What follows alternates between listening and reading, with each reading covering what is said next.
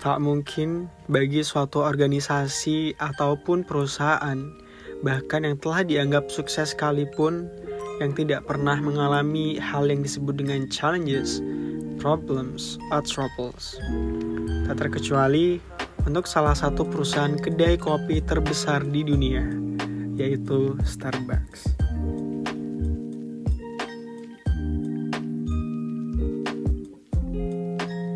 Halo, saya Rahmat Fikih Gunawan, mahasiswa manajemen Fakultas Ekonomi dan Bisnis Universitas Airlangga, angkatan 2020. Hari ini, saya akan menceritakan bagaimana Starbucks, perusahaan multinasional, mengatasi masalahnya. Starbucks merupakan perusahaan kedai kopi global asal Amerika Serikat yang berkantor pusat di Seattle, Washington.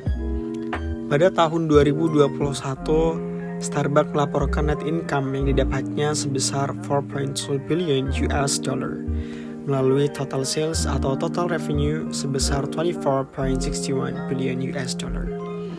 Starbucks telah didirikan sejak tahun 1971, yang artinya sudah 50 tahun lebih Starbucks hadir dan bertahan di industri. Meski Starbucks telah bertahan di industri selama lebih dari 50 tahun, sebenarnya Starbucks pernah menghadapi masalah hingga hampir bangkrut. Namun, Starbucks berhasil mengatasi masalah yang dihadapinya. Bagaimanakah Starbucks menangani masalahnya? Mari kita identifikasi dengan 4C. Contain the problem, cause of the problem, correct the problem, dan juga control the problem. First C is contain the problem. Sebelum suatu masalah diselesaikan, tentu saja perlu ada suatu masalah itu sendiri dan masalah tersebut harus dikenali lebih dulu. Pada tanggal 8 Januari 2008, Howard D. Schultz kembali sebagai CEO Starbucks setelah jeda selama 8 tahun. Pada tahun tersebut, beliau menggantikan Jim Donald. Schultz mengasuh perusahaan sejak tahun 1982 ketika Starbucks hanya memiliki 4 gerai. Beliau pernah menjabat sebagai CEO dari tahun 1987 hingga tahun 2000. Pada tahun 2008 terjadi masalah di Starbucks. Padahal pada tahun sebelumnya Starbucks baru saja melakukan ekspansi. Sayangnya, mereka justru kehilangan customer mereka di tahun berikutnya. Sampai-sampai mereka gagal mendapatkan profit, bahkan harus menutup 600 gerai, hingga melakukan pemberhentian kepada 6.700 pegawai. Dari masalah tersebut, kira-kira apa sajakah penyebabnya? Let's move up to the next C. Find the cause of the problem. Untuk memudahkan mengidentifikasi penyebab masalah, I'll provide you with fishbone effect. Fishbone effect ini saya pelajari di mata kuliah manajemen pengambilan keputusan.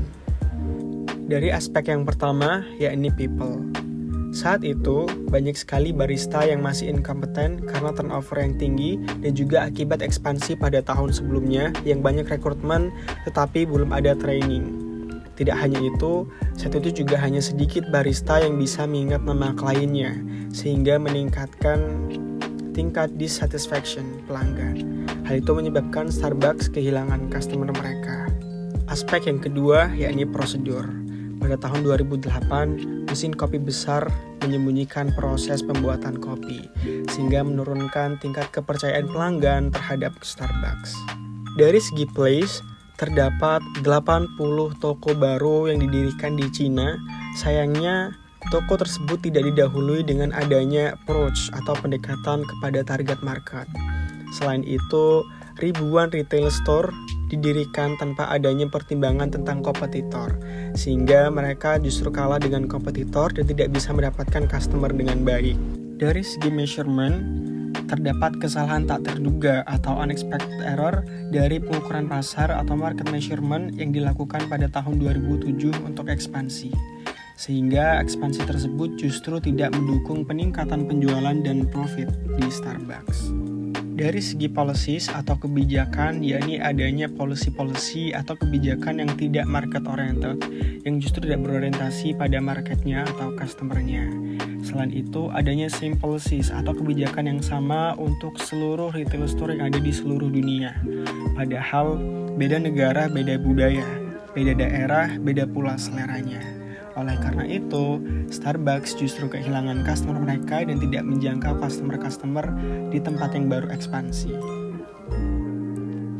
Setelah mengetahui penyebab dari masalah yang terjadi, bagaimanakah cara Starbucks memperbaiki masalah tersebut? Mari kita melihat ke si yang ketiga, yakni correct the problem.